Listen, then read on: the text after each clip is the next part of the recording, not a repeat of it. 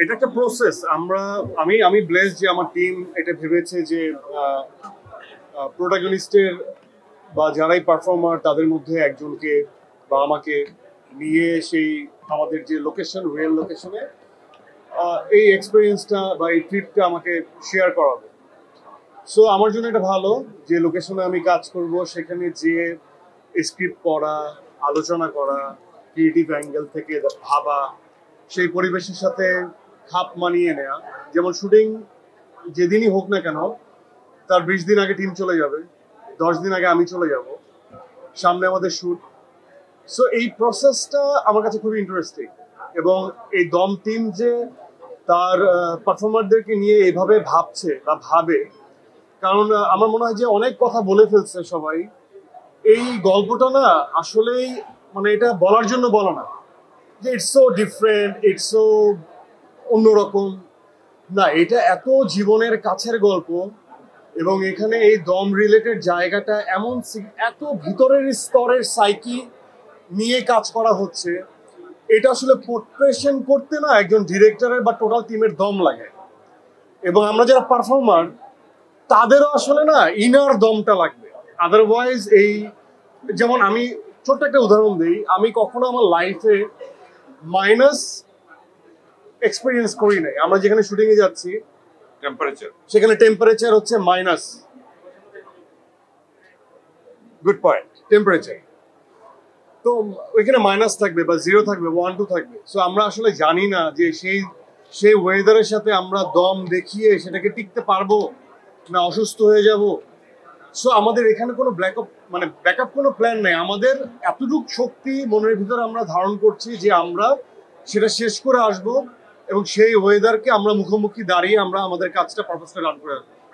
So আমার কাছে সবকিছুই বিউটিফুল মনে হয়, আবার সবকিছুই আমি এক্সপ্লোর করছি নতুনভাবে এবং আমার নিজেকে ব্লেসড মনে হয়। সো আমার কাছে মনে হয় এটা একটা দিক যে আমার টিম আমাকে অ্যালাউ করছে to experience the weather before shoot. So এটা আমার জন্য একটা ব্লেসিংস। অবভিয়াসলি এটা তো আসলে দাঁড়িপাল্লায় মেপে বলা যায় না, বাট অবভিয়াসলি দমের যে চরিত্রটা আমি করছি এর উপর এত বিশাল এবং এত বড় দায়িত্ব অনেক সময় অনেক ভার লাগে। আবার ভাবি, চিন্তা করি, ডিরেক্টরের সাথে কথা বলি, প্রডিউসারের সাথে কথা বলি, চঞ্চল ভাইয়ের সাথে কথা বলি, পূজার সাথে কথা বলি, তখন একটু আরাম লাগে। সো আমাদের টিম মেম্বারগুলো এমন, তাদের প্রত্যেক রাত 3টা হোক 4টা হোক আমরা একজন আরেকজনকে অ্যালাউ করে রাখছি যে কোনো সময় you can call, you can share your thought process, তোমার রাতের যত গভীরেই আসুক না কেন।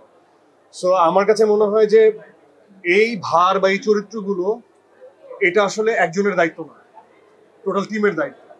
আমরা যদি একসাথে দৌড়াতে পারি তাহলে দমের দম, যেমন আমাকে অনেকবারই জিজ্ঞেস করা হয়েছে যে দমের কি পরিমাণ দম। তো আমার কাছে প্রথমে মনে হয় যে দমহীনতাই দমের আসল দম, এবং তারপর একজন জিজ্ঞেস করলো যে এটা মানসিক এবং ফিজিক্যাল কতটুকু এফোর্ট। আমার কাছে মনে হয় মানসিক এফোর্টটাই সবচেয়ে বড় এফোর্ট, যেটা সামগ্রিক পক্ষে আমাদের যে টিমের যে এফোর্ট, আবার শারীরিক দক্ষতা, শারীরিক এফোর্টনেস ওই মানসিক থেকেই ছড়াবে। সো ওভারঅল এটা আসলে আমি আগের থেকে কিছুই বলতে পারবো না, বাট এতটুকু জানি আমাকে এই পথটা চলতে হবে টিমের সাথে। আমাদের সকলের এই জার্নিটা সেট করা হয়ে গেছে, আমরা এই জার্নিতে নামবো। এবং আমার দৃঢ় বিশ্বাস, আমি বিশ্বাস করি পুরো টিম যেভাবে ভাবছে আমি কাউকে ভাবতে দেখি নাই। আমি নিজে আমার এই বয়সকালে আমি বাংলাদেশের মুভি ইন্ডাস্ট্রিতে এরকম কোনো ছবি আমি দেখি নাই, এবং এটাই সত্য, এটাই ট্রু। সো আমি এরকম গল্প এক্সপিরিয়েন্স করি নাই, এরকম ভিজুয়াল এক্সপিরিয়েন্স করি নাই, এরকম পারফর্মার এক্সপিরিয়েন্স করি না, এরকম রাইটার এক্সপিরিয়েন্স করি না, এরকম ডিরেক্টরের যে ভাবতে পারে এরকম সেটা এক্সপিরিয়েন্স করি। সো ওভারঅল এই জার্নিটা টোটালি নিউ।